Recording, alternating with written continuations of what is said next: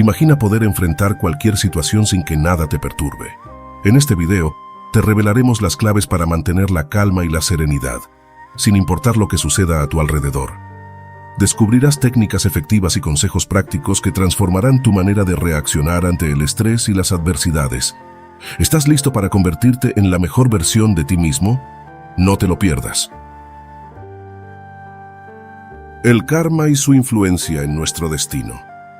Desde el primer momento en que abrimos los ojos cada mañana, nuestras acciones empiezan a tejer un hilo invisible que conecta nuestro presente con el futuro. Ese hilo es el karma, una de las enseñanzas más malinterpretadas del budismo. Muchos piensan que el karma es una especie de castigo o recompensa divina, como si hubiera un juez cósmico anotando nuestros errores y aciertos. Pero el karma no funciona así. No es un castigo ni un premio, sino una ley natural de causa y efecto. Imagina que lanzas una piedra a un lago. Las ondas que se generan en la superficie no desaparecen de inmediato, sino que se expanden en todas direcciones. Algo parecido sucede con nuestras acciones, palabras y pensamientos. Cada uno de ellos genera una reacción en el mundo y tarde o temprano, esas ondas regresan a nosotros de alguna manera. No porque alguien nos quiera dar una lección, sino porque todo lo que hacemos deja una huella. El karma no solo se trata de lo que hacemos externamente, sino también de lo que cultivamos internamente. Si una persona vive con rencor, envidia o resentimiento, eso se convierte en su propia realidad. No es que el universo la castigue, sino que su manera de ver el mundo se va moldeando según lo que alimenta en su interior. Por el contrario, quien cultiva la paciencia, la gratitud y la compasión, empieza a notar que su vida se llena de armonía. No porque mágicamente todo le salga bien, sino porque su propia percepción cambia y con ella su manera de actuar. En el budismo se dice que el karma no es inmediato ni absoluto. No es que hagas algo bueno hoy y mañana recibas una recompensa, o que cometas un error y al instante sufras una consecuencia. El karma se mueve en el tiempo de formas impredecibles. A veces, una acción puede tardar años en dar frutos.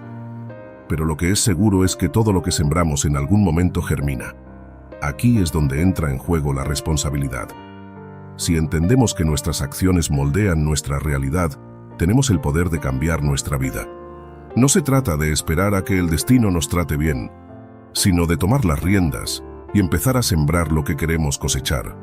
Si queremos paz, sembremos paz en nuestros pensamientos y en nuestras interacciones.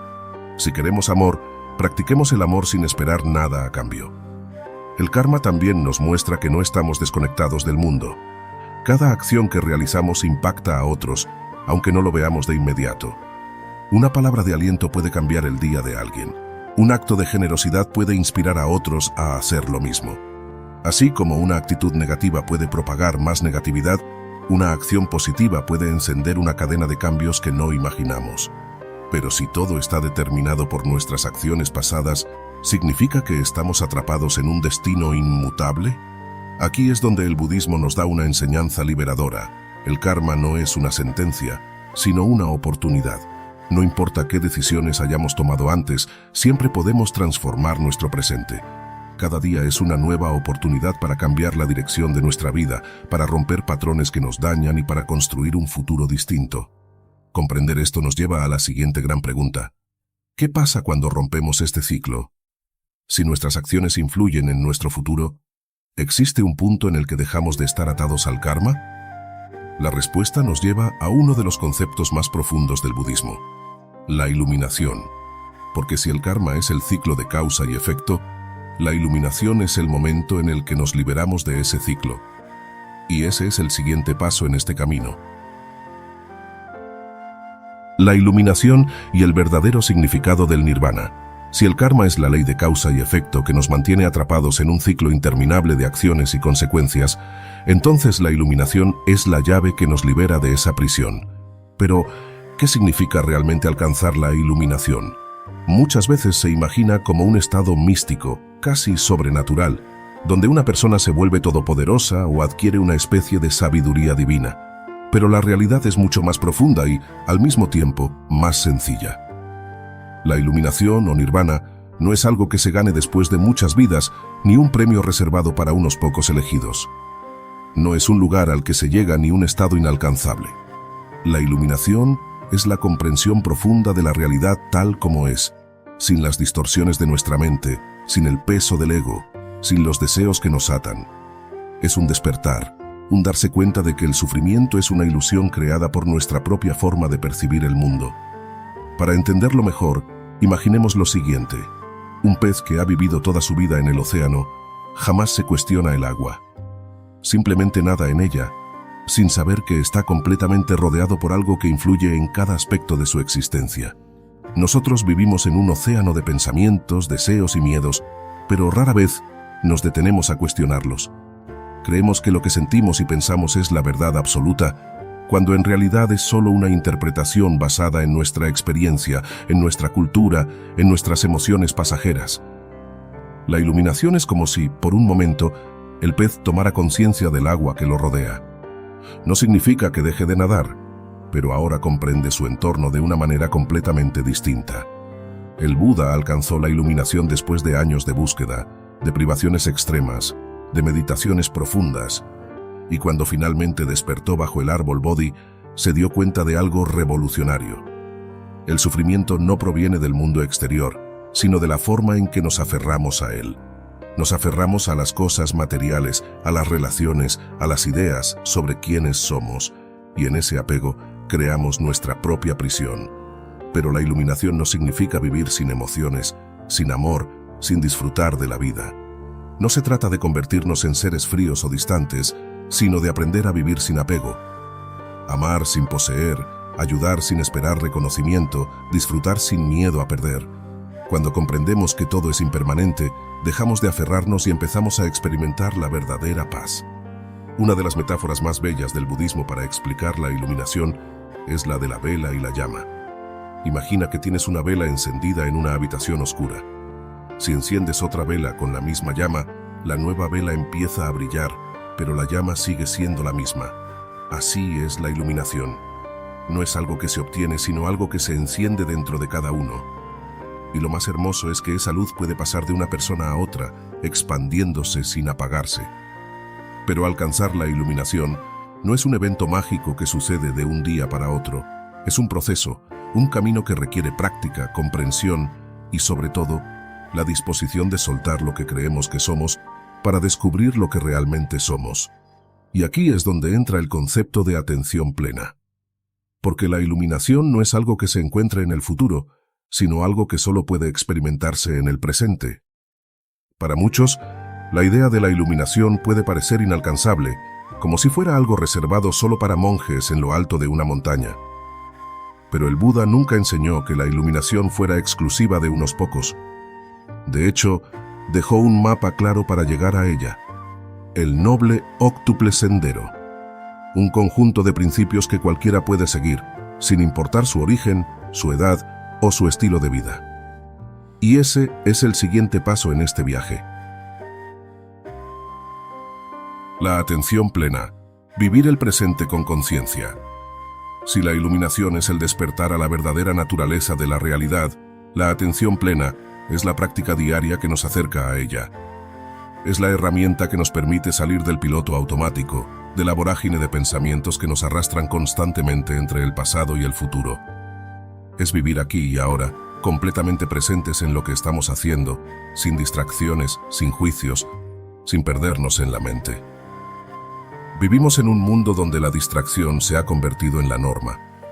Nos levantamos y lo primero que hacemos es mirar el teléfono, inundándonos de información antes de que nuestra mente tenga siquiera la oportunidad de despertar con claridad. Comemos mientras vemos videos, trabajamos mientras pensamos en lo que haremos después, escuchamos a alguien hablar mientras en nuestra mente ya estamos preparando la respuesta. Rara vez estamos realmente presentes en lo que hacemos. Y eso tiene un costo enorme. Cuando no estamos atentos, la vida pasa sin que la experimentemos de verdad. Nos perdemos momentos de belleza, de conexión, de aprendizaje. Nos dejamos llevar por emociones sin darnos cuenta de dónde vienen. Actuamos impulsivamente, sin reflexionar, repitiendo patrones que nos generan sufrimiento. Y lo peor es que ni siquiera nos damos cuenta de que estamos atrapados en este ciclo. El budismo enseña que la atención plena es la clave para liberarnos de ese estado de inconsciencia. No se trata solo de meditar en silencio, sino de estar presentes en cada cosa que hacemos. Sentir la textura de los alimentos al comer, notar el aire entrando y saliendo de nuestros pulmones al respirar, escuchar a alguien sin que nuestra mente divague. Es volver a experimentar la vida con la frescura de un niño que descubre todo por primera vez. Uno de los mayores errores es pensar que la atención plena es solo una técnica para relajarse. No es solo estar calmados, sino estar despiertos. Significa darnos cuenta de cómo reaccionamos ante las cosas, reconocer nuestras emociones sin que nos dominen, ver la realidad sin filtros. Cuando estamos atentos, podemos notar cómo surge la ira antes de que explote, cómo se forma la ansiedad antes de que nos paralice. Y al verlo, tenemos la oportunidad de elegir cómo responder, en lugar de reaccionar impulsivamente. Imagina que tu mente es un lago. Si hay viento, las aguas se agitan y no puedes ver el fondo. Así es nuestra mente cuando estamos llenos de distracciones y preocupaciones. Pero si el viento se calma, el agua se vuelve clara y puedes ver todo con nitidez. La atención plena es lo que nos permite aquietar la mente y ver con claridad lo que antes estaba oculto. Pero no basta con entenderlo. La única forma de experimentar la atención plena es practicándola.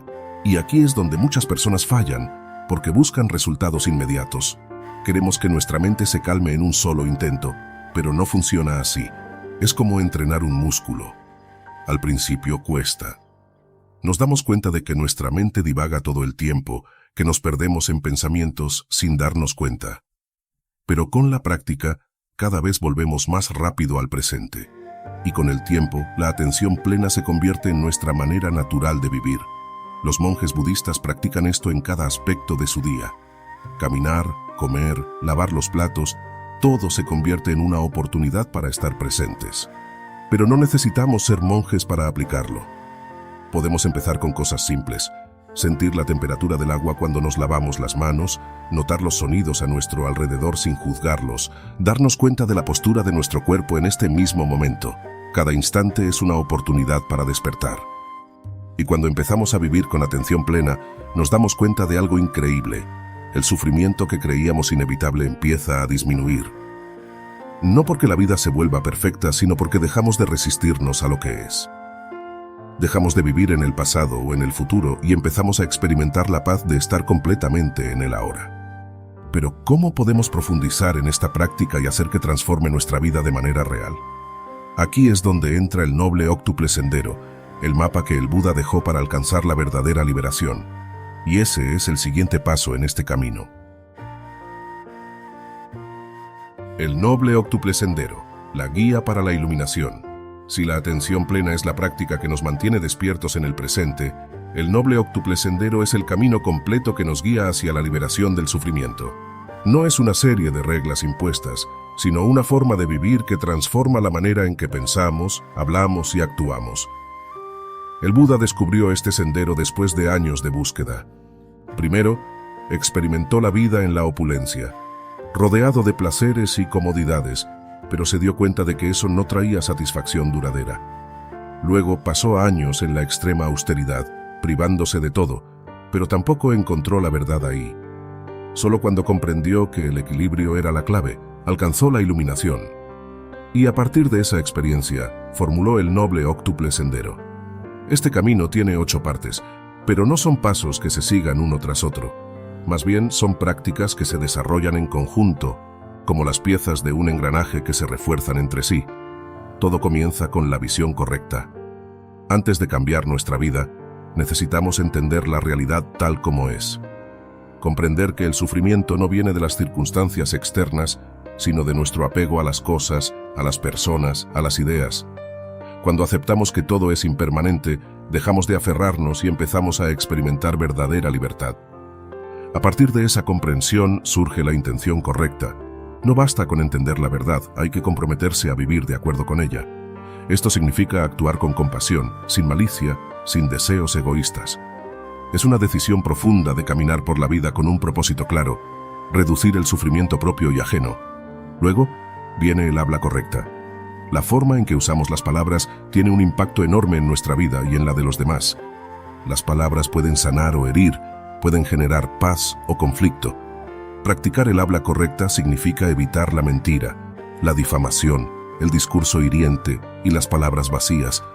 Es aprender a hablar con honestidad, pero también con amabilidad y propósito. Esto nos lleva a la acción correcta. No podemos avanzar en este camino si nuestras acciones generan sufrimiento. Esto implica vivir con ética, evitando la violencia, el robo, el daño a otros seres vivos. Pero más allá de simplemente no hacer daño, la acción correcta también es ayudar, apoyar, actuar con generosidad y compasión. Para sostener esta práctica necesitamos el medio de vida correcto. No basta con actuar bien en la vida personal si nuestro trabajo o nuestras actividades perjudican a otros. Vivir con integridad significa asegurarnos de que nuestra manera de ganarnos la vida sea ética, que no cause daño ni fomente la explotación o el engaño. Luego, entra en juego el esfuerzo correcto. Seguir este camino requiere compromiso. La mente tiene hábitos arraigados y romperlos no es fácil. Se necesita esfuerzo para mantener la atención plena, para elegir la compasión en lugar del enojo, para cultivar pensamientos positivos en lugar de dejarnos arrastrar por la negatividad.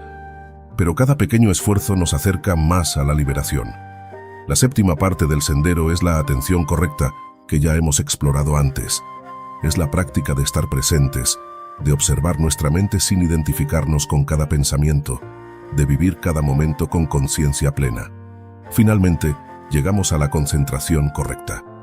Aquí es donde la meditación juega un papel clave. No se trata solo de sentarse en silencio, sino de entrenar la mente para que sea estable, enfocada y clara. Con una mente dispersa, es difícil ver la realidad como es. Pero cuando entrenamos la concentración, logramos una calma profunda, una claridad que nos permite actuar con sabiduría en cualquier situación. El noble óctuple sendero no es un camino de sacrificio, sino de transformación. No se trata de seguir reglas por obligación, sino de descubrir, a través de la práctica, que cada uno de estos principios nos lleva a una vida más plena, más libre de sufrimiento. Pero, ¿cómo encaja este camino dentro del ciclo del renacimiento? ¿Por qué, a pesar de todos nuestros esfuerzos, seguimos repitiendo las mismas experiencias una y otra vez? Para entenderlo, necesitamos explorar la rueda del samsara, el ciclo interminable en el que todos estamos atrapados hasta que aprendemos a salir. La rueda del samsara y el ciclo del renacimiento. Si el noble óctuple sendero es el camino para salir del sufrimiento, la rueda del samsara es la razón por la que seguimos atrapados en él. Desde la perspectiva budista, la existencia no es una línea recta con un principio y un final, sino un círculo que se repite una y otra vez. Nacemos, crecemos, sufrimos, morimos y volvemos a nacer, repitiendo el ciclo de forma interminable.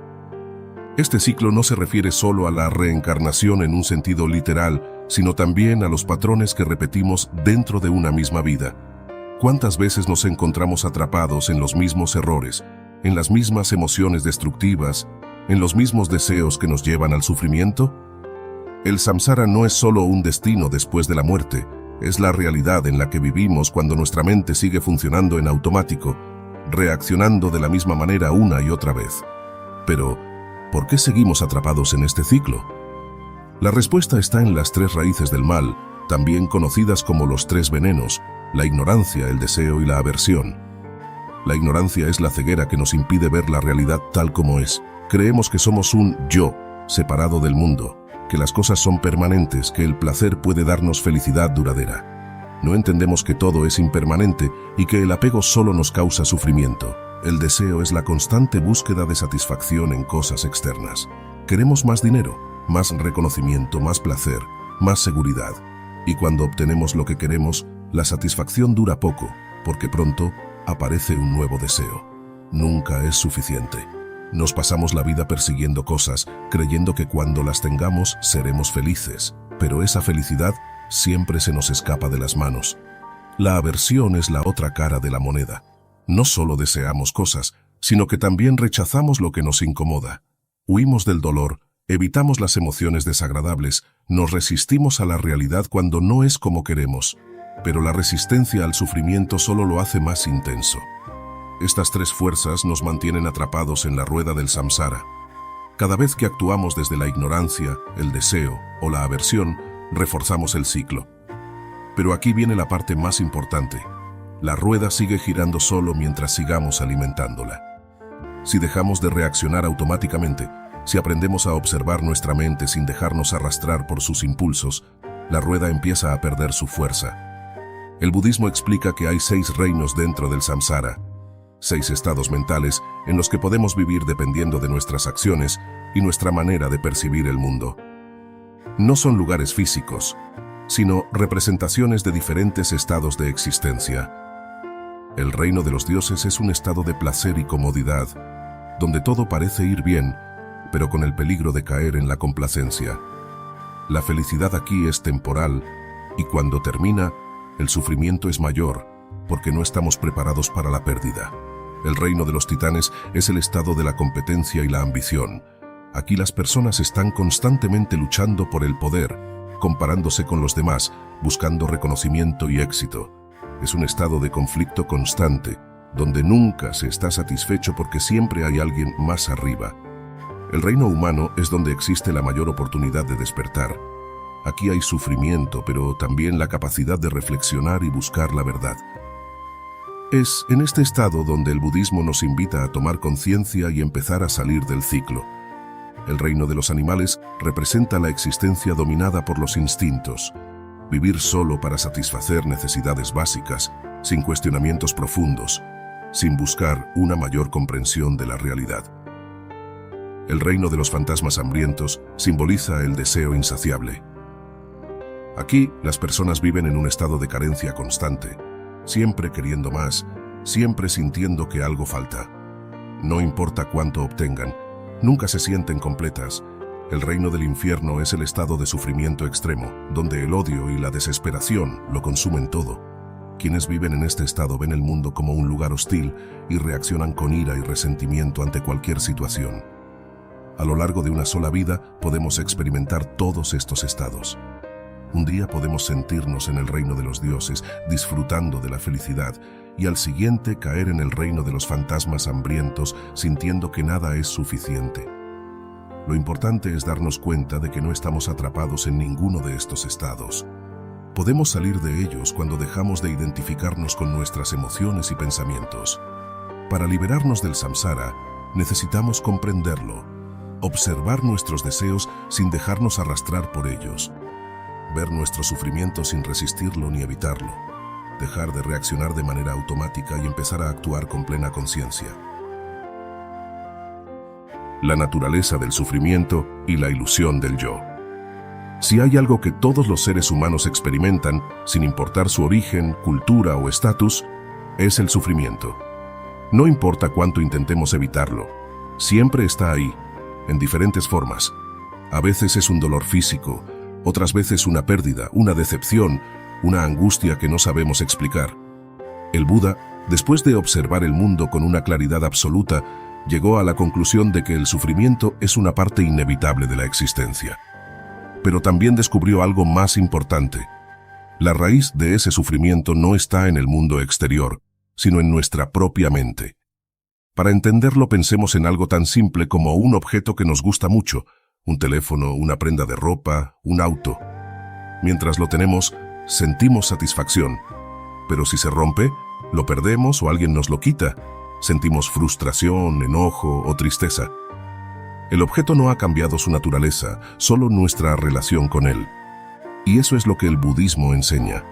El sufrimiento no viene de las cosas, sino del apego que desarrollamos hacia ellas. Pero el apego no se limita solo a lo material. Nos apegamos a las personas, a las ideas, a la imagen que tenemos de nosotros mismos. Nos aferramos a una relación porque creemos que sin ella no seremos felices. Nos aferramos a una creencia porque nos da seguridad.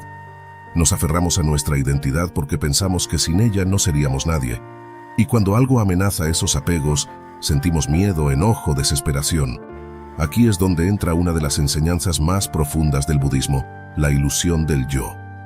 Creemos que somos un yo fijo, sólido, inmutable. Nos identificamos con nuestro nombre, nuestra historia, nuestros pensamientos y emociones.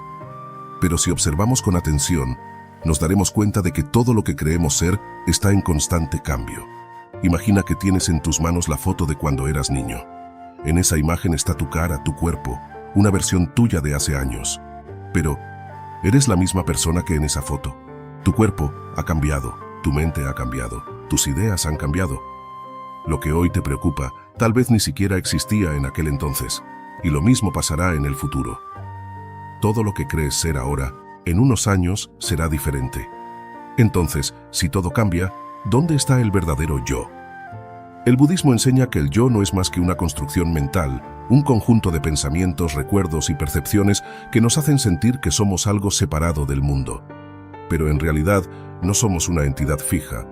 Somos un flujo constante de experiencias, un proceso en movimiento, igual que un río que nunca es el mismo de un momento a otro. Este descubrimiento puede ser desconcertante al principio, porque nos hace darnos cuenta de que aquello a lo que nos aferramos no es real. Pero también es liberador, porque significa que no estamos limitados por lo que creemos ser. Si el yo es una ilusión, entonces no hay nada que defender, nada que proteger, nada que temer. Podemos soltar nuestras inseguridades, nuestras preocupaciones por el futuro, nuestro miedo al cambio. Porque el cambio es lo único constante, y cuando dejamos de resistirlo, encontramos paz. Pero si todo es impermanente, si el yo es una ilusión, ¿cómo podemos vivir sin sentirnos perdidos? Aquí es donde entra la enseñanza del camino medio, el equilibrio entre el desapego y la vida cotidiana, el punto exacto donde encontramos serenidad sin renunciar a la existencia, y eso es lo que exploraremos a continuación. El camino medio, equilibrio entre placer y renuncia. Si la causa del sufrimiento es el apego y la ilusión del yo, entonces la solución no es entregarse a los placeres sin medida ni rechazar la vida en busca de una perfección inalcanzable. Aquí es donde el Buda descubrió el camino medio, una enseñanza que rompía con los extremos que había experimentado en su propia vida. Antes de su despertar, el Buda conoció dos formas de vivir que, en apariencia, prometían la felicidad. La primera fue la indulgencia en los placeres. Como príncipe, tenía acceso a todo lo que una persona podría desear: comida exquisita, música, lujos, comodidad. Pero se dio cuenta de que, aunque los placeres eran satisfactorios por un momento, nunca traían una felicidad duradera. Siempre había algo más que desear, algo que faltaba. Y cada placer, por intenso que fuera, tarde o temprano se desvanecía. Entonces decidió ir al otro extremo, la austeridad absoluta. Se convirtió en un asceta, renunció a todo, ayunó hasta quedar en los huesos, se privó de cualquier comodidad pensando que el sufrimiento físico lo llevaría a la iluminación. Pero después de años de esta vida, comprendió que tampoco ahí estaba la verdad. El sufrimiento extremo no conducía a la sabiduría, solo debilitaba el cuerpo y la mente. Fue entonces cuando descubrió el camino medio, un equilibrio entre el deseo y la renuncia, entre disfrutar la vida sin aferrarse a ella. Para entenderlo mejor, pensemos en una cuerda de un instrumento musical. Si la cuerda está demasiado floja, no produce sonido. Si está demasiado tensa, se rompe. Solo cuando tiene la tensión adecuada, puede vibrar con armonía. Lo mismo sucede con la vida. Si nos entregamos al placer sin control, nos volvemos esclavos del deseo. Si rechazamos todo placer y buscamos la renuncia extrema, nos privamos de la belleza de la existencia. La clave está en encontrar el punto de equilibrio. El camino medio no significa vivir en mediocridad o sin aspiraciones, sino aprender a disfrutar sin apegarse. Significa comer con gratitud, sin caer en la glotonería ni en el rechazo extremo del alimento. Significa tener relaciones sanas, sin depender de los demás para ser felices ni alejarnos por miedo al apego. Significa trabajar, crear, amar, experimentar, sin que nada de eso nos esclavice. Cuando comprendemos el camino medio, dejamos de ver el mundo en blanco y negro. Ya no pensamos en términos de todo o nada, bueno o malo, éxito o fracaso. Empezamos a fluir con la vida, aceptando que hay momentos de placer y momentos de dificultad, y que ambos forman parte de la experiencia humana. Pero para caminar este sendero con claridad, necesitamos desarrollar una cualidad esencial: la compasión. Porque el equilibrio no es solo personal, sino que también se extiende a nuestra relación con los demás. Y esa es la siguiente enseñanza clave en este camino. La compasión universal como pilar del budismo. En el corazón del budismo, más allá de la meditación, la sabiduría o el desapego, hay un principio que sostiene todo el camino espiritual: la compasión. No una compasión superficial o sentimental, sino una compasión profunda que nace de la comprensión de que todos los seres estamos conectados y compartimos el mismo sufrimiento.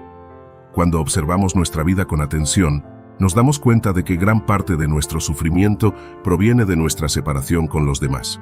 Nos sentimos solos, incomprendidos, en competencia con el mundo. Pero el budismo nos enseña que esta sensación de separación es una ilusión. No somos entidades aisladas, sino parte de una red infinita de interdependencia. Todo lo que hacemos afecta a otros, y todo lo que otros hacen nos afecta a nosotros. La compasión surge cuando entendemos esto no solo intelectualmente, sino de manera real, en nuestra experiencia cotidiana. Significa ver a los demás y reconocer en ellos el mismo deseo de ser felices y evitar el sufrimiento que sentimos nosotros. Significa darnos cuenta de que, incluso aquellos que nos hacen daño, lo hacen desde su propio sufrimiento e ignorancia. Uno de los mayores desafíos en la práctica de la compasión es aplicarla a quienes consideramos difíciles o injustos. Es fácil sentir compasión por alguien que sufre de manera evidente, pero ¿qué pasa con aquellos que nos han herido, con los que consideramos egoístas, crueles o despiadados? Aquí es donde el budismo nos desafía a ir más allá de nuestra visión limitada. Imagina a alguien que te ha lastimado profundamente. Tal vez sientas enojo, rencor, dolor, pero si observas más allá de la superficie puedes preguntarte, ¿qué hay detrás de sus acciones?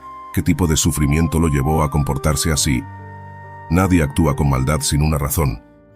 Tal vez esa persona también fue herida en el pasado, tal vez está atrapada en su propia ignorancia, en su propio dolor. Esto no significa justificar el daño, ni permitir que otros nos maltraten, sino comprender que el ciclo del sufrimiento solo se rompe con la compasión. Si respondemos al odio con más odio, perpetuamos el ciclo. Si respondemos con comprensión y sabiduría, creamos la posibilidad de transformación. El Buda enseñó que la compasión no es solo un sentimiento, sino una práctica activa. Podemos cultivarla a través de la meditación, imaginando a diferentes personas, amigos, desconocidos, incluso enemigos, y deseándoles felicidad y liberación del sufrimiento. Pero la verdadera compasión no se queda en la meditación. Se expresa en cada interacción, en la manera en que hablamos, en cómo tratamos a los demás, en las decisiones que tomamos cada día. Cuando cultivamos la compasión, algo profundo cambia en nosotros. De repente, el mundo deja de ser un lugar hostil y se convierte en un espacio de conexión. La gente deja de ser otros y empieza a sentirse como parte de nuestra propia existencia. Y con esa transformación, el sufrimiento pierde su fuerza, porque ya no estamos solos en él. Pero la compasión no solo debe dirigirse hacia afuera. También es fundamental dirigirla hacia nosotros mismos. Muchas veces, somos nuestros peores jueces. Nos castigamos por nuestros errores. Nos exigimos ser perfectos. La verdadera compasión incluye la capacidad de perdonarnos, de tratarnos con la misma amabilidad que ofreceríamos a un amigo. Y cuando combinamos la compasión con la práctica de la meditación, logramos algo poderoso: el despertar de la conciencia. Porque no basta con entender estas ideas, necesitamos experimentarlas directamente. Y esa es la siguiente gran enseñanza en este camino. La meditación y el despertar de la conciencia. Si la compasión nos conecta con los demás y nos ayuda a ver el mundo con claridad, la meditación es la herramienta que nos permite conocernos a nosotros mismos en el nivel más profundo. Es el laboratorio donde exploramos nuestra mente, donde dejamos de ser esclavos de nuestros pensamientos y aprendemos a observar sin reaccionar. Muchas personas piensan que la meditación es simplemente sentarse en silencio con los ojos cerrados, pero en realidad es mucho más que eso. No se trata de dejar la mente en blanco ni de escapar de la realidad. Al contrario, es una práctica de profunda observación, de enfrentar la verdad de lo que somos sin distracciones. Es mirar de frente nuestros deseos, nuestros miedos, nuestras emociones, sin aferrarnos ni rechazarlas. Para entender por qué la meditación es tan poderosa, pensemos en cómo funciona la mente en el día a día. Normalmente estamos atrapados en un torbellino de pensamientos. Sin darnos cuenta, saltamos de una idea a otra, reviviendo el pasado, preocupándonos por el futuro, reaccionando ante todo lo que nos rodea. la mayoría del tiempo no estamos presentes. La meditación nos entrena para salir de ese estado de piloto automático y recuperar el control sobre nuestra mente. Nos permite ver con claridad cómo surgen los pensamientos y las emociones, cómo aparecen y desaparecen sin que tengamos que identificarnos con ellos. Nos enseña que no somos nuestros pensamientos, sino el espacio en el que esos pensamientos aparecen. Imagina que estás sentado a la orilla de un río, observando cómo la corriente arrastra hojas y ramas. Normalmente, cuando surge un pensamiento nos aferramos a él y nos dejamos llevar por la corriente. Si es un pensamiento de preocupación, empezamos a imaginar todos los escenarios posibles. Si es un recuerdo doloroso, revivimos la emoción como si estuviera ocurriendo de nuevo. Pero en la meditación, en lugar de dejarnos arrastrar, aprendemos a ver los pensamientos como hojas flotando en el agua.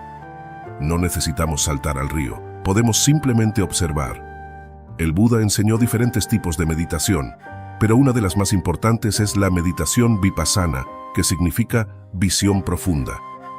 En esta práctica nos entrenamos para observar la realidad tal como es, sin distorsiones.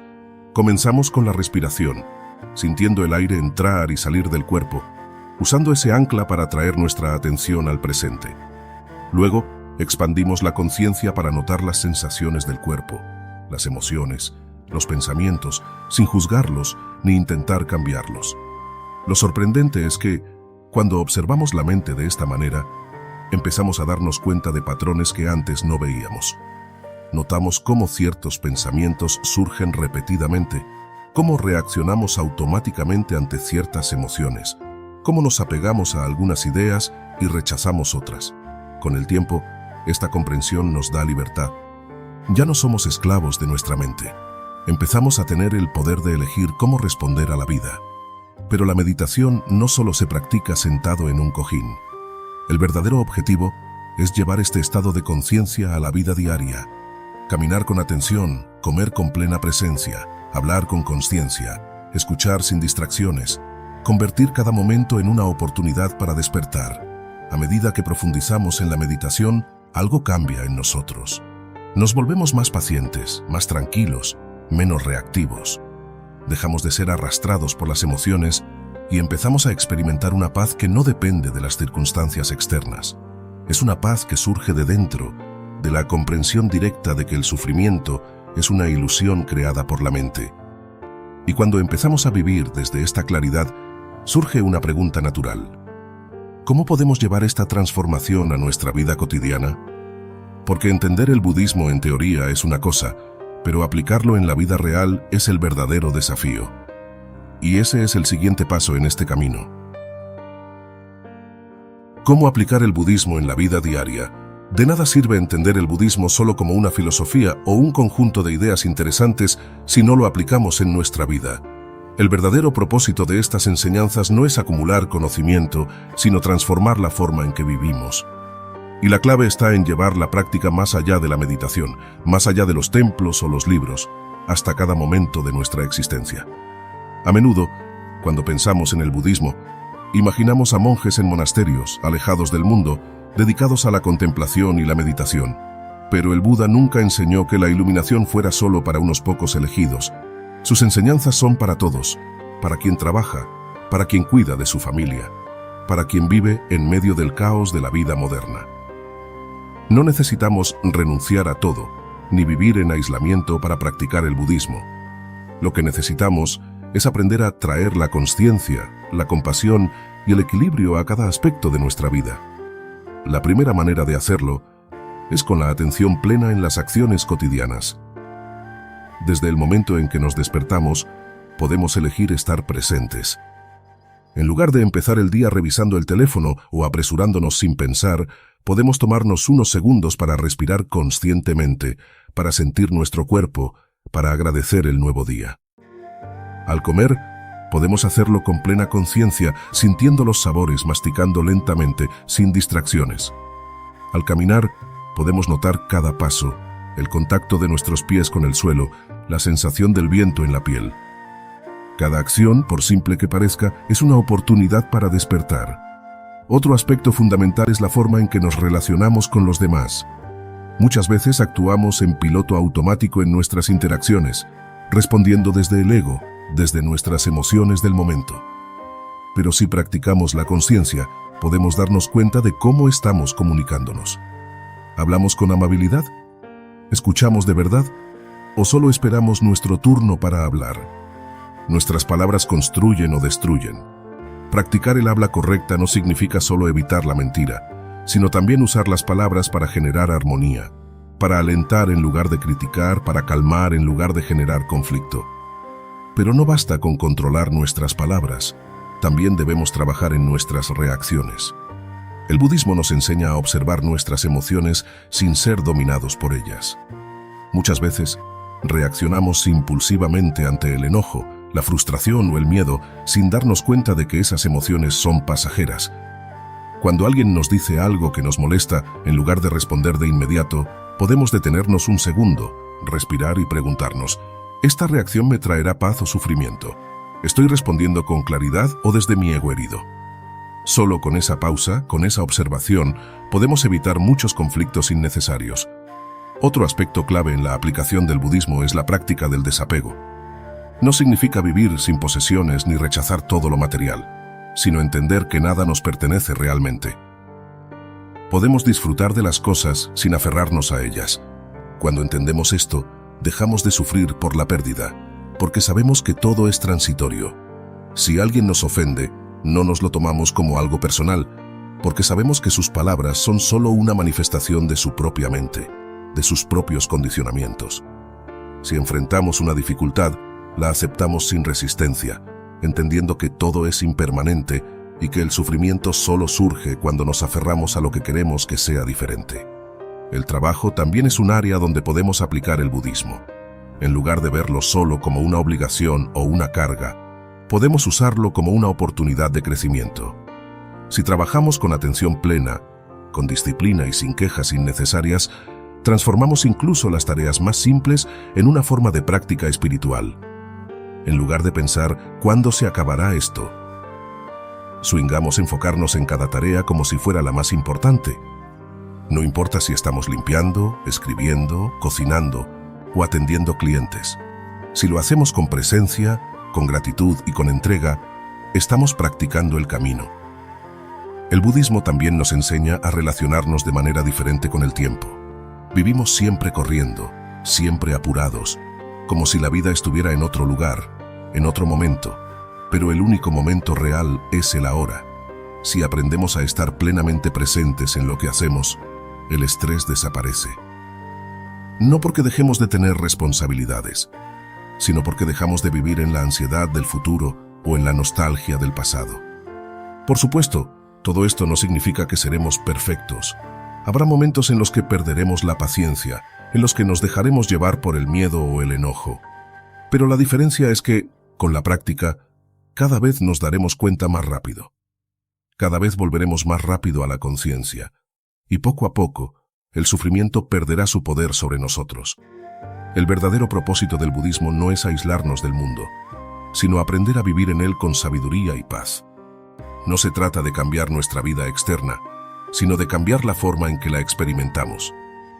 Cuando aplicamos estas enseñanzas en lo cotidiano, empezamos a ver la realidad con más claridad, a actuar con más compasión y a vivir con más ligereza. Y cuando entendemos que no estamos separados de los demás, que todo lo que hacemos afecta a otros, surge otra gran verdad. Nuestra existencia está entrelazada con la de todos los seres. No somos individuos aislados, sino parte de un todo interdependiente. Y esa es la enseñanza que exploraremos a continuación. La interdependencia de todos los seres. A lo largo de nuestra vida, crecemos con la idea de que somos individuos separados, que tenemos una identidad propia, un yo que existe de manera independiente. Pero cuando observamos más de cerca, nos damos cuenta de que esto es solo una ilusión. Nada en el universo existe por sí mismo, todo está interconectado. Desde el aire que respiramos hasta los alimentos que consumimos, todo lo que somos depende de innumerables factores que van más allá de nosotros. El budismo enseña la interdependencia como una verdad fundamental de la existencia. Todo lo que sucede en el mundo es el resultado de una red infinita de causas y condiciones. Nada surge de la nada, y nada existe en aislamiento. Si tomamos una simple manzana, podríamos pensar que es solo una fruta en nuestras manos, pero si lo analizamos, nos damos cuenta de que para que esa manzana exista, hubo semillas, un árbol, agua, sol, la persona que la cosechó, el transporte que la llevó hasta la tienda. Todo está conectado en una cadena de eventos que hace posible incluso lo más simple de nuestra vida. Pero la interdependencia no solo se aplica a los objetos o a la naturaleza, sino también a nuestras relaciones y a nuestra mente. Ninguno de nosotros es quien es por sí solo. Nuestra personalidad, nuestras ideas, nuestros valores, todo ha sido moldeado por las personas que hemos conocido, por las experiencias que hemos vivido, por la cultura en la que crecimos. Hasta nuestros pensamientos son influenciados por lo que leemos, por lo que escuchamos, por lo que nos rodea. Cuando comprendemos esto, empezamos a ver el mundo de otra manera. Nos damos cuenta de que nuestras acciones no son solo nuestras, tienen un impacto en los demás. Una palabra amable puede cambiar el día de alguien. Un acto de generosidad puede generar una cadena de bondad que nunca llegaremos a ver completamente. Pero lo mismo ocurre con las acciones negativas. Una palabra hiriente puede quedarse en la mente de alguien por años. Una acción egoísta puede afectar a muchas personas sin que siquiera lo notemos. Esta interconexión nos da una gran responsabilidad. No vivimos solo para nosotros mismos. Cada pensamiento, cada acción, cada decisión que tomamos tiene consecuencias en el mundo. Cuando actuamos con conciencia, nos damos cuenta de que no hay otros. Lo que le hacemos a los demás, nos lo hacemos a nosotros mismos. Si tratamos a los demás con compasión, estamos contribuyendo a un mundo más armonioso, pero si actuamos desde el egoísmo, estamos alimentando el sufrimiento colectivo. Un gran ejemplo de esta interdependencia es la naturaleza. Cuando destruimos un bosque, no solo estamos afectando los árboles, estamos afectando el clima, los animales que dependen de ese ecosistema, el aire que respiramos. De la misma manera, cuando cultivamos una actitud de odio o resentimiento, no solo nos estamos dañando a nosotros mismos, estamos contribuyendo a un ambiente de conflicto y separación. Pero la interdependencia también trae consigo una gran enseñanza sobre el apego. Muchas veces sufrimos porque queremos que las cosas sean de cierta manera, porque creemos que tenemos control sobre la vida. Pero cuando entendemos que todo está conectado, también comprendemos que no podemos controlar todo. No podemos hacer que las personas actúen como queremos, no podemos forzar el curso de los eventos. Lo único que podemos hacer es actuar con sabiduría en el presente, sembrar las mejores semillas y confiar en que todo se desarrollará según las condiciones adecuadas. Este entendimiento nos da paz. Dejamos de obsesionarnos con obtener resultados inmediatos. Dejamos de luchar contra lo inevitable. Aprendemos a fluir con la vida, a aceptar que todo cambia, a confiar en el proceso. Y en lugar de resistirnos, empezamos a participar activamente en la creación de un mundo más consciente y armonioso. La interdependencia también nos ayuda a desarrollar gratitud. Cuando nos damos cuenta de que nada en nuestra vida es nuestro en el sentido absoluto, empezamos a ver todo como un regalo. La comida que tenemos es posible gracias a cientos de personas y procesos. La ropa que usamos, el techo que nos cubre, todo ha llegado a nosotros gracias a una cadena infinita de esfuerzos. Cuando dejamos de dar estas cosas por sentadas, cultivamos un profundo sentido de apreciación por la vida y por quienes nos rodean. Pero hay algo más profundo en esta enseñanza.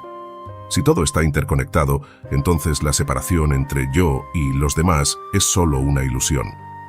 Si todo surge en dependencia de todo lo demás, entonces no hay un yo independiente que exista de manera aislada. Esta comprensión nos lleva a una de las ideas más profundas del budismo: la disolución del ego. El ego es la sensación de ser un individuo separado, la idea de que hay un yo fijo que necesita defenderse, protegerse, sobresalir. Pero cuando realmente observamos nuestra experiencia, nos damos cuenta de que este yo no es más que un conjunto de pensamientos, emociones y recuerdos en constante cambio. No hay un núcleo fijo, no hay una identidad que permanezca inmutable. Esta comprensión es liberadora. La mayoría de nuestros problemas vienen del ego. Nos sentimos ofendidos porque creemos que alguien atacó nuestra identidad. Sufrimos porque queremos que el mundo se adapte a nuestros deseos. Nos angustiamos porque tememos perder algo que consideramos nuestro. Pero cuando entendemos que el yo es solo una construcción, que en realidad somos parte de un todo interdependiente, el sufrimiento pierde su poder sobre nosotros. Esta es la base de la compasión verdadera. No ayudamos a los demás porque somos buenas personas, sino porque entendemos que no hay una verdadera separación entre ellos y nosotros. Su felicidad es nuestra felicidad, su sufrimiento es nuestro sufrimiento. Y cuando actuamos desde esta comprensión, nuestras acciones dejan de estar motivadas por el ego y se convierten en una expresión natural de la unidad que compartimos con todos los seres. Pero si todo está interconectado, surge una pregunta inevitable. ¿Qué pasa cuando morimos? Si no hay un yo fijo, ¿qué es lo que continúa después de la muerte? Para responder a esto, necesitamos explorar una de las enseñanzas más profundas del budismo, la transitoriedad de la vida y la naturaleza de la muerte, y ese es el siguiente paso en este camino. La muerte y la transitoriedad de la vida. Desde el momento en que nacemos, hay una certeza absoluta. En algún momento moriremos. Sin embargo, la mayoría de las personas pasan la vida evitando pensar en la muerte, como si ignorarla pudiera hacer que no sucediera. En el mundo moderno, la muerte se ha convertido en un tema tabú. La escondemos en hospitales, la disfrazamos con palabras suaves, evitamos hablar de ella. Pero en el budismo, la muerte no es algo que deba temerse ni ignorarse, sino una parte fundamental de la existencia que debemos comprender si queremos alcanzar la paz verdadera. El Buda enseñó que todo en la vida es transitorio. Nada es permanente. Los momentos felices pasan, los momentos difíciles también. Los cuerpos envejecen, las relaciones cambian, las circunstancias nunca permanecen iguales. Todo está en constante movimiento. Pero lo que más nos cuesta aceptar es la transitoriedad de nuestra propia vida. Nos aferramos a la idea de que tenemos tiempo, de que la muerte es algo lejano. Sin embargo, la realidad es que la muerte puede llegar en cualquier momento. Y en lugar de ver esto como algo aterrador, el budismo nos enseña a usarlo como una herramienta para despertar. Reflexionar sobre la muerte para vivir plenamente. En muchas tradiciones budistas, los monjes meditan sobre la muerte todos los días. No como un ejercicio morboso, sino como una forma de mantenerse conscientes de la fragilidad de la vida. Cuando recordamos que la muerte es inevitable, nuestra perspectiva cambia. Nos damos cuenta de que no hay tiempo que perder en trivialidades, en rencores innecesarios, en preocupaciones superficiales. Imagina que te dicen que solo te queda una semana de vida. ¿Seguirías preocupándote por lo que los demás piensan de ti? ¿Pasarías el tiempo discutiendo por cosas sin importancia? Probablemente no. Probablemente te enfocarías en lo que realmente importa. Amar, agradecer, vivir con conciencia cada instante. El problema es que vivimos como si fuéramos inmortales. Dejamos pasar los días sin aprovecharlos, postergamos nuestros sueños, evitamos decir lo que sentimos. Creemos que siempre habrá más tiempo. Pero si viviéramos con la conciencia real de que cada momento puede ser el último, viviríamos de una manera completamente diferente. ¿Qué sucede después de la muerte? El budismo tiene una visión única sobre lo que ocurre después de la muerte. A diferencia de muchas religiones que hablan de un cielo o un infierno eterno, el budismo enseña que la muerte es solo una transición dentro del ciclo del samsara. Nacemos, vivimos, morimos y volvemos a nacer, movidos por nuestro karma y nuestras acciones pasadas. Sin embargo, el objetivo final del budismo no es simplemente renacer, sino liberarse de este ciclo. Cada vida es una oportunidad para despertar, para romper con los patrones de sufrimiento y alcanzar la iluminación. Cuando alguien muere sin haber comprendido la verdadera naturaleza de la existencia, su mente sigue aferrada al deseo, al miedo, a las emociones inconclusas, y ese apego es lo que determina su siguiente existencia. Los textos budistas describen el bardo, el estado intermedio entre la muerte y el renacimiento. Se dice que, al morir, la mente entra en un estado de transición en el que experimenta visiones y sensaciones intensas. Aquellos que han cultivado la sabiduría en vida pueden reconocer la naturaleza ilusoria de estas experiencias y liberarse del samsara. Pero quienes están atrapados en el miedo y el apego se ven arrastrados hacia un nuevo nacimiento según su karma. Esto nos lleva a una enseñanza clave. Morimos de la misma manera en que hemos vivido.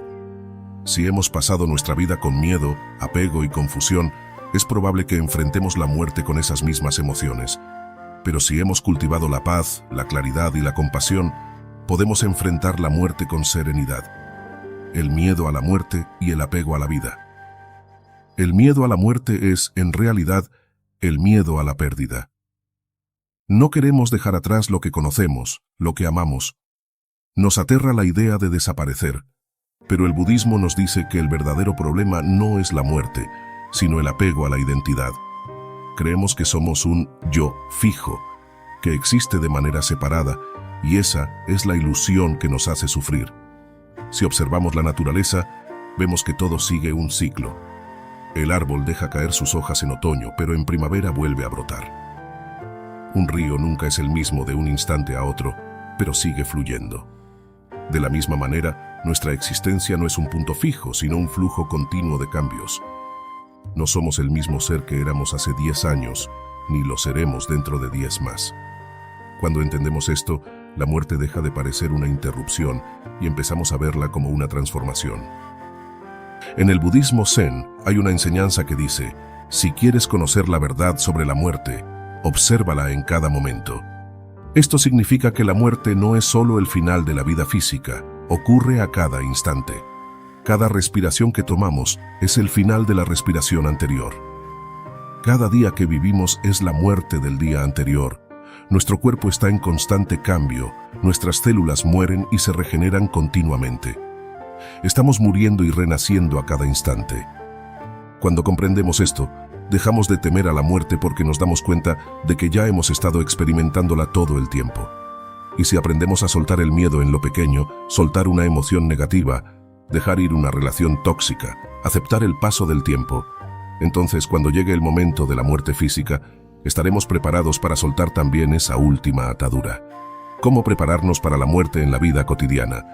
El budismo nos invita a hacer de la muerte una maestra. En lugar de verla como un enemigo, podemos usarla como una herramienta para vivir con más autenticidad.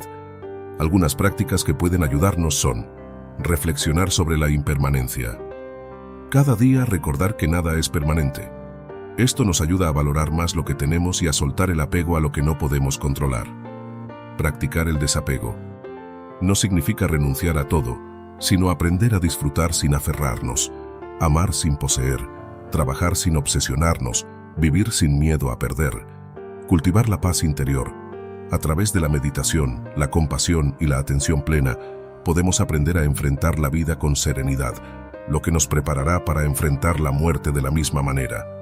Hacer las paces con nuestro pasado, resolver conflictos pendientes, pedir perdón, perdonar a quienes nos han herido. No dejar asuntos inconclusos que nos aten al sufrimiento. Servir a los demás. Cuando vivimos con generosidad y ayudamos a otros, nuestra existencia cobra un sentido más profundo. Y cuando llegue el momento de partir, sabremos que hemos dejado una huella positiva en el mundo. La muerte como liberación. Para el budismo, la muerte no es el final, sino una oportunidad para liberarnos del sufrimiento. Quienes han alcanzado la iluminación no temen a la muerte porque han comprendido que nunca hubo un yo que pudiera morir. Su mente es como un espacio abierto, sin barreras, sin límites. Para ellos, la muerte es solo una transición, un cambio en la forma, pero no en la esencia. Y si nosotros queremos acercarnos a esa paz, no tenemos que esperar hasta el último momento. Podemos empezar ahora, viviendo cada día con plena conciencia, sin miedo, sin arrepentimientos, porque la mejor manera de prepararnos para la muerte es aprendiendo a vivir de verdad. Pero hay algo más que nos puede ayudar en este camino: el compromiso de trascender nuestro propio bienestar y dedicar nuestra vida al beneficio de los demás. Ese es el siguiente gran paso en este viaje. El voto del Bodhisattva. Salvar a todos los seres. Después de comprender la naturaleza del sufrimiento, la interdependencia de todos los seres y la inevitabilidad de la muerte, surge una gran pregunta. ¿Qué hacemos con este conocimiento? ¿Cómo podemos transformar nuestra vida para que no solo nos beneficie a nosotros, sino también a los demás? Aquí es donde entra una de las enseñanzas más poderosas del budismo: el camino del Bodhisattva. Un Bodhisattva es alguien que ha despertado a la verdad, que ha comprendido la ilusión del yo y el sufrimiento del mundo, pero en lugar de buscar la iluminación solo para sí mismo, hace un voto solemne. no descansará hasta que todos los seres hayan alcanzado la liberación. Este es el voto del Bodhisattva, un compromiso profundo de dedicar la propia existencia a aliviar el sufrimiento de los demás. Este voto no es solo para monjes o maestros espirituales. Cualquier persona que desee vivir con compasión y sabiduría puede asumirlo. No significa que tengamos que hacer sacrificios extremos o abandonar nuestra vida cotidiana, sino que en cada acción, en cada pensamiento, en cada decisión, ponemos la intención de beneficiar a otros. ¿Por qué hacer un voto tan grande? Podría parecer una tarea imposible. Hay millones de seres en el mundo con incontables formas de sufrimiento. ¿Cómo podría una sola persona ayudar a todos? La respuesta está en la comprensión de la interconexión. Cuando un bodhisattva actúa con compasión, no solo ayuda directamente a quienes lo rodean, sino que crea un efecto expansivo. Un acto de bondad puede inspirar a otros a hacer lo mismo. Una enseñanza compartida puede cambiar una vida. Una sola acción consciente puede transformar la realidad de muchas personas sin que siquiera lo sepamos. Pero más allá del impacto externo, el voto del bodhisattva transforma a quien lo hace. Cuando vivimos con el propósito de aliviar el sufrimiento ajeno, dejamos de obsesionarnos con nuestros propios problemas. Ya no nos preocupamos tanto por nuestras inseguridades, nuestros deseos o nuestras frustraciones, porque nuestra energía está puesta en algo más grande. Y paradójicamente, al dejar de enfocarnos en nosotros mismos, encontramos una paz más profunda. Las 4 grandes promesas del Bodhisattva. En muchas tradiciones budistas, los practicantes recitan 4 votos fundamentales que resumen el camino del Bodhisattva. Los seres son innumerables. Hago el voto de salvarlos a todos. Las pasiones y deseos son inagotables. Hago el voto de extinguirlos. Las puertas del Dharma son infinitas. Hago el voto de estudiarlas todas. El camino del Buda es insuperable. Hago el voto de recorrerlo hasta el final. Cada uno de estos votos representa un compromiso profundo con el despertar y con el servicio a los demás. No importa si nunca alcanzamos la meta final, lo importante es la intención de caminar este camino cada día. ¿Cómo aplicar el voto del Bodhisattva en la vida diaria? El camino del Bodhisattva no significa hacer grandes gestos heroicos, sino practicar la compasión en lo cotidiano. Significa ver a cada persona con la conciencia de que también está luchando con sus propios sufrimientos, aunque no los exprese. En nuestras relaciones personales podemos practicar la paciencia y la empatía. En lugar de reaccionar con enojo o impaciencia, podemos hacer el esfuerzo de comprender a los demás, de responder con amabilidad. En nuestro trabajo, podemos actuar con integridad y generosidad, sin buscar solo nuestro propio beneficio. Podemos usar nuestras habilidades para ayudar a otros, para hacer del mundo un lugar un poco mejor. En nuestras palabras y pensamientos podemos elegir no alimentar el odio, la crítica destructiva o la negatividad. En cambio, podemos ser una fuente de aliento, de apoyo, de inspiración. En nuestras acciones diarias, podemos buscar oportunidades para aliviar el sufrimiento, incluso en cosas pequeñas, ayudar a alguien sin esperar nada a cambio, escuchar a alguien que necesita apoyo, ser conscientes del impacto que tenemos en el mundo. Cada momento es una oportunidad para practicar el camino del Bodhisattva. No se trata de ser perfectos ni de hacer grandes sacrificios, sino de cultivar la intención de vivir para el bien de los demás, tanto como para nuestro propio despertar. El desafío del Bodhisattva: actuar sin apego a los resultados. Uno de los mayores retos en este camino es aprender a ayudar sin apegarse a los resultados. Muchas veces queremos ver el impacto inmediato de nuestras acciones. Queremos que los demás cambien. Queremos que el mundo responda a nuestros esfuerzos. Pero el budismo nos enseña que la compasión verdadera no depende de los resultados. Un bodhisattva ayuda porque es su naturaleza, porque es el camino correcto, no porque espera reconocimiento o éxito. Si alguien nos responde con ingratitud, seguimos actuando con bondad. Si no vemos cambios inmediatos, seguimos sembrando semillas de compasión, confiando en que algún día germinarán. Esto nos da una libertad enorme. Ya no nos frustramos cuando los demás no cambian, ya no nos desmotivamos si nuestro esfuerzo parece invisible. Simplemente seguimos avanzando, porque sabemos que cada acción de compasión tiene valor, incluso si nunca vemos su efecto completo. El Bodhisattva y la última barrera, el ego espiritual. A medida que avanzamos en el camino, puede surgir un nuevo obstáculo: el ego espiritual. Podemos empezar a sentirnos mejores que los demás porque practicamos la compasión, porque seguimos enseñanzas profundas. Pero si caemos en esta trampa, hemos perdido el verdadero propósito del voto. Un bodhisattva no se siente superior ni espera admiración. No busca reconocimiento ni se aferra a una identidad de persona espiritual. Simplemente actúa sin ego, sin expectativas, y en esta humildad encuentra la verdadera libertad. El último paso del bodhisattva: abandonar incluso el deseo de la iluminación. La última enseñanza del camino del bodhisattva es la más paradójica. Para alcanzar la iluminación hay que abandonar incluso el deseo de alcanzarla. Mientras busquemos la iluminación como una meta personal, seguimos atrapados en el apego. Pero cuando dejamos de pensar en nuestra propia iluminación y nos enfocamos en el bienestar de los demás, ocurre algo sorprendente. El despertar surge de manera natural. No porque lo estemos buscando, sino porque nos hemos olvidado de nosotros mismos. El camino del bodhisattva no es un sacrificio, es una liberación. Al vivir para aliviar el sufrimiento de los demás, nos liberamos de nuestra propia obsesión con el yo. Nos volvemos ligeros, sin cargas, sin expectativas. Y en esa ligereza, en esa entrega, encontramos la paz absoluta. Pero el voto del bodhisattva no solo se trata de ayudar a los demás, también implica desarrollar la sabiduría necesaria para guiarnos en este camino. Y una de las formas más poderosas de hacerlo es a través de la práctica de la generosidad y el desapego. Porque solo cuando aprendemos a dar sin miedo a perder, descubrimos lo que realmente significa la libertad. Y ese es el siguiente paso en este viaje.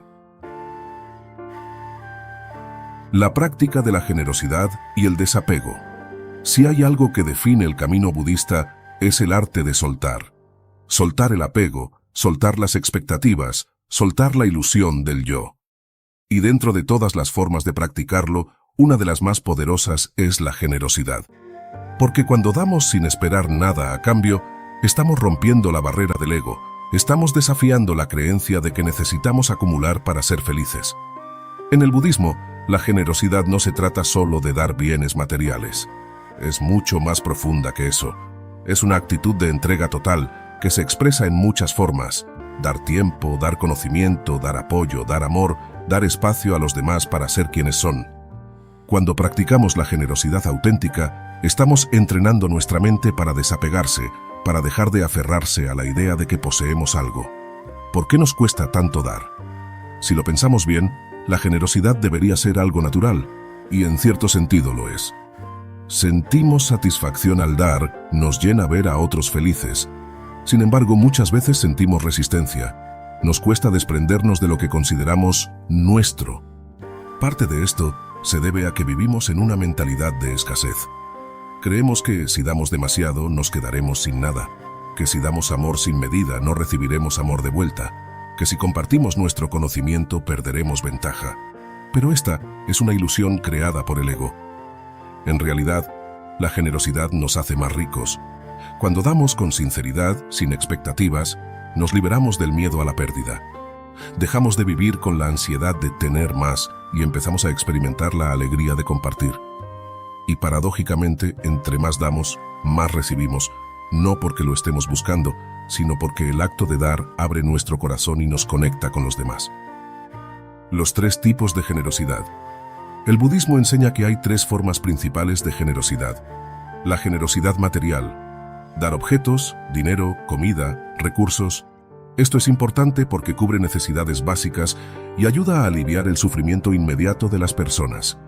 Pero no se trata solo de dar cosas, sino de hacerlo con el corazón abierto, sin apego. La generosidad del conocimiento: compartir enseñanzas, guiar a otros en su camino, ofrecer sabiduría sin esperar reconocimiento. A veces, un consejo sincero, una historia, una lección de vida pueden transformar el destino de alguien. La generosidad del tiempo y la presencia: estar ahí para los demás. En un mundo donde todos están distraídos, ofrecer nuestra atención completa es un regalo invaluable. Escuchar a alguien sin interrupciones, sin pensar en lo que vamos a responder, es una de las formas más profundas de generosidad. El desapego, la raíz de la verdadera generosidad. Pero la generosidad solo puede ser completa cuando va acompañada del desapego. No se trata solo de dar, sino de aprender a soltar. Muchas veces, incluso cuando damos, seguimos aferrados. Si ayudamos a alguien, esperamos gratitud. Si compartimos algo, queremos reconocimiento. Si damos amor, queremos que nos lo devuelvan. Pero el desapego nos enseña que el acto de dar es suficiente en sí mismo. El budismo nos recuerda que nada nos pertenece realmente, ni nuestras posesiones, ni nuestras relaciones, ni siquiera nuestro cuerpo. Todo lo que tenemos es prestado por un tiempo. Un día, inevitablemente, tendremos que soltarlo todo. Y si no aprendemos a desapegarnos ahora, el sufrimiento será mayor cuando llegue el momento de perderlo. Pero el desapego no significa indiferencia. No significa vivir sin amor ni sin vínculos. Significa amar sin poseer, ayudar sin controlar, vivir sin miedo a perder. Significa estar en el mundo con el corazón abierto, sin aferrarnos a nada como si fuera eterno. ¿Cómo practicar la generosidad y el desapego en la vida diaria? No necesitamos hacer grandes donaciones ni renunciar a todo para practicar la generosidad y el desapego. Podemos empezar con pequeños actos que, con el tiempo, transforman nuestra forma de vivir. Dar sin esperar nada a cambio. La próxima vez que hagamos algo por alguien, podemos intentarlo sin esperar un gracias, sin esperar reconocimiento. Simplemente dar y soltar. Compartir lo que sabemos. Si tenemos una habilidad, un conocimiento que puede ayudar a otros, podemos compartirlo sin miedo.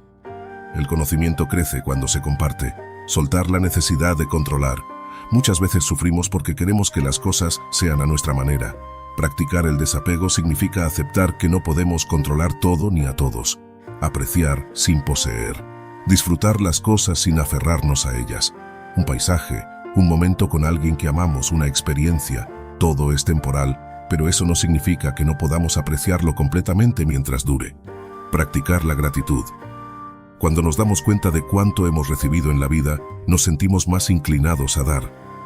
La gratitud y la generosidad van de la mano, el regalo oculto de la generosidad y el desapego. Cuando practicamos la generosidad y el desapego, ocurre algo inesperado. Nos sentimos más libres. Nos damos cuenta de que el verdadero peso que llevamos en la vida no es lo que nos falta, sino lo que nos aferramos a no perder. Cuando soltamos, cuando dejamos ir la necesidad de poseer, controlarlo todo o recibir algo a cambio, sentimos una ligereza que nunca antes habíamos experimentado. Y en esa ligereza encontramos la verdadera paz. No porque hayamos acumulado más, sino porque hemos aprendido a vivir sin miedo a perder. No porque tengamos todas las respuestas, sino porque hemos aprendido a soltar las preguntas. No porque la vida se haya vuelto perfecta, sino porque ya no dependemos de que lo sea para ser felices. El budismo no nos pide que renunciemos a la vida, sino que aprendamos a vivirla con sabiduría. Que amemos sin poseer, que ayudemos sin esperar, que disfrutemos sin aferrarnos. Porque solo cuando soltamos todo lo innecesario, descubrimos lo único que realmente importa: la libertad de vivir con un corazón ligero y en paz. Y ahora que hemos recorrido este camino juntos, la pregunta es: ¿cómo puedes empezar a aplicar estas enseñanzas en tu vida? Porque la teoría es solo el primer paso. El verdadero cambio ocurre cuando llevamos estas prácticas a nuestro día a día. Y ese es el desafío que te dejo hoy. Empieza con algo pequeño, pero empieza ahora. Porque el momento de despertar no es mañana ni en otra vida, es aquí y ahora. Hemos recorrido un camino profundo, explorando enseñanzas que han transformado la vida de millones de personas durante siglos. Pero la verdadera transformación no ocurre solo al escuchar estas ideas, sino al aplicarlas en nuestro día a día. No es necesario hacer cambios drásticos de inmediato. Basta con empezar con pequeñas acciones, practicar la atención plena, cultivar la compasión, soltar el apego poco a poco. Si este video te ha aportado valor, te invito a suscribirte al canal y activar las notificaciones para seguir explorando juntos estos temas. Además, me encantaría leer tu opinión en los comentarios. ¿Cuál de estas enseñanzas resonó más contigo? ¿Cuál sientes que puedes aplicar desde hoy?